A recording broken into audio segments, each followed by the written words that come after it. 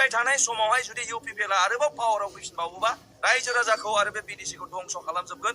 जे एकर्ड जानायनि उनावबो दिनैसिमबो मानो NDAP जेलाव दङ। बुङो जे प्रमद बर' हाथाव BDC बासाव NDAP आदामोनखौ जों साख्रि मोननाय नुवाखै।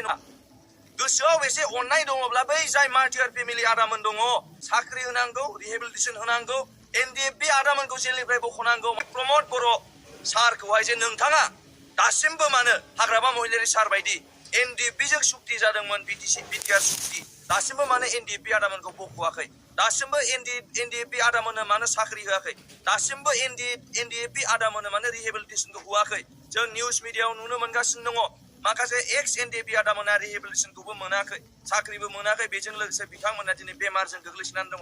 बिथांमोनखौ जोंनि प्रमद बर' सार नोंथांनि मावथि बा परिबर्तन UPPL सरकारा मानो बै बेक्ति आदामोनखौ मानो नायाखै। दिनैहाय जोंहा आन्दलन खालामनानै मार्टियार जाबोनाय फेमिलिफोरखौहाय आयं मादैमोनखौ दिनै बिथांमोनखौ जोङो निउसनि गेजेरजों खुद्रि साननायखौ जों नुदों जे नोंथाङा दासिमबो मानो रिहेबिलिटेसनखौ होआखै। दा बेखायनो बेनो मोनसे प्रमान आरो बेनो मोनसे मेसेज रायजो राजानिसिम दे फैबाय थानाय समावहाय जुदि UPPL आरोबाव पावाराव फैफिनबावोबा रायजो राजाखौ आरो बे BDC खौ धंस खालामजोबगोन। नंखायनो जिहेतु हाग्रामा महिलारि सारा जोंना मावग्रा सरकार, बेखायनो जों आं खावलायदों जे फैबाय थानाय दिनाव प्रमद बर'नि गोदै गोदै बाथ्राखौहाय जोङो जाहाथे बुजिनानै जे बिथाङा जे सासे खुगाजोंल' मावग्रा बेक्ति, बेखौ जोङो रायजो राजाया बुजिलायनानै सांग्रां जानाया गाहाम। आरो जोङो हाग्रामा महिलारि सारखौ जाहाथे जोङो सरकाराव लाबोफिननो हायो। मानोना हाग्रामा महिलारि सारा जाहैबाय जोंनि BDC नि रायजो राजानि थाखाय सानग्रा बेक्ति, जोंनि BDC नि जौगानायनि थाखाय सानग्रा बेक्ति।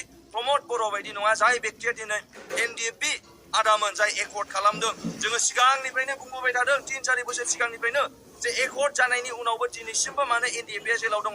हाग्रामा महिलारि सारा बुंदोंमोन बै समावहाय प्रमद बर'आ बडलेण्ड आन्दलनखौ दिल्लीयाव फाननानै फैबाय होननानै बुंदोंमोन। दासिमबो हाग्रामा महिलारि सारा बुङो जे प्रमद बर' हाथाव BDC बासाव।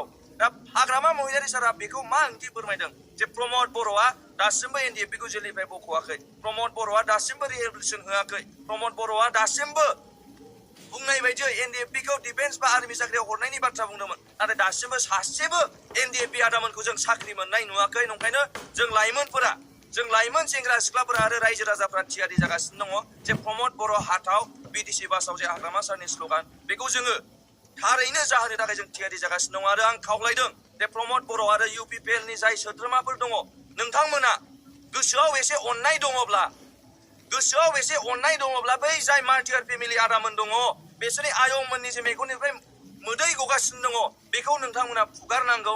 आरो फुगारनानै नोंथांमोना साख्रि होनांगौ, रिहेबिलिटेसन होनांगौ, NDAP आदामोनखौ जेलनिफ्राय बख'नांगौ। मानो होनबा बै बेक्ति जाय गावनि फिसालाखौ NDAP आव हरदोंमोन हारिनि थाखाय खामानि मावहैथों, हारिनि थाखाय संग्राम खालामहैथों होनना, नाथाय दिनै बिथांमोना न'आव फैफिनबाय, साख्रि मोनाखै आरो बांसिन दुखु खस्थ'जोंसो दङ। ओंखायनो आं खावलायबाय फैबाय थानाय समावहाय जाहाथे जोंनि रायजो राजाया प्रमद बर'खौ बे BDC नि पावारनिफ्राय बा सरकारनिफ्राय बोखारो आरो BPF राजनिति दलखौ आरोबाव जौगानायनि खामानि मावनो थाखाय सरकाराव लाबोफिनगोन।